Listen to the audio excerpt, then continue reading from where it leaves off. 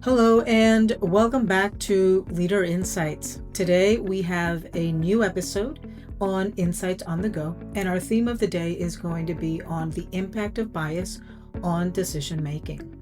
Now, this is an important topic for us to explore as leaders because leaders are consistently making decisions that shape team dynamics and outcomes, but hidden biases can significantly impact these choices. So let's discuss the effects of bias, how to recognize it, and strategies to minimize its influence. All right, so let's take a moment to define bias and talk about three different types that may come up for all of us as we manage teams. So bias truly refers to the preconceived notion or preferences that affect objectivity. How does that show up? Well, confirmation bias is about seeking information that confirms our own beliefs, and we disregard someone else's opposing view. The second thing that will come up as bias is affinity bias. This is when people have claims of favoritism, potentially, and these look like you have similar backgrounds, interests, and personality. The last bias here that will play a role in potentially your decision-making process could be anchoring bias, relying heavily on initial information that you received when making a decision without having any further exploration.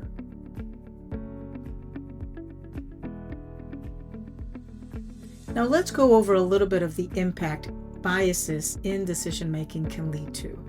Well, first, it can lead to unfairness and inequity. Decisions influenced by biases create an uneven opportunity and discourages diversity and inclusion. Second, it reduces your team morale. Perceived favoritism or unjust treatment lowers motivation and trust among your team members. Poor decision quality. Biases prevents objective analysis, leading to decisions based on incomplete or skewed information. Innovation limitations. Lack of diverse perspectives due to biases restricts creativity and innovative thinking within your team.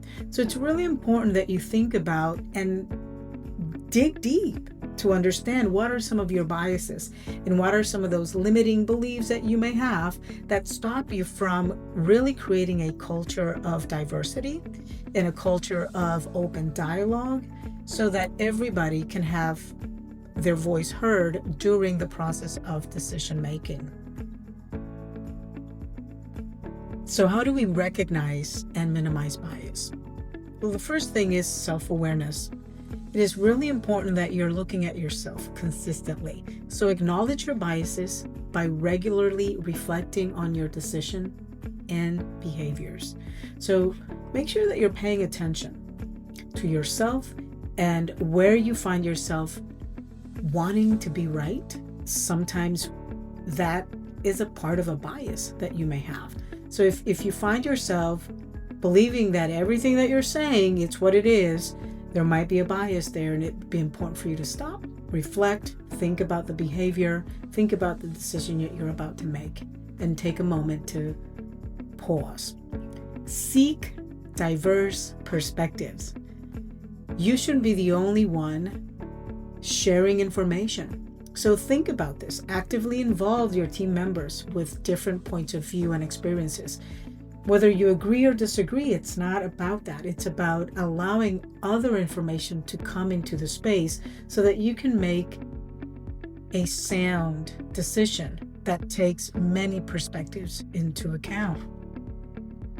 The other piece here is one that I think it's super important, and it's standardizing the process. Have a structure on how do you make decisions. Make a decision-making tool or build a criteria to ensure that there is fairness and consistency in the whole process.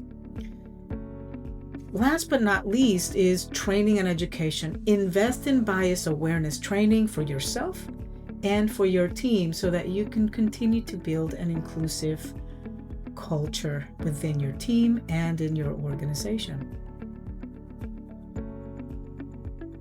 So just a closing thought here is bias is a natural aspect of us being humans.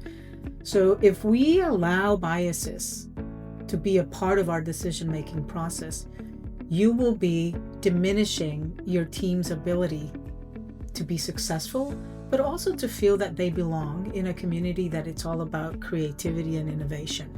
So it is essential for you as a leader to regularly examine your thought process and adopt strategies that encourage fairness, neutrality, and inclusion. So I want to thank you for joining our Leader Insights on the Go.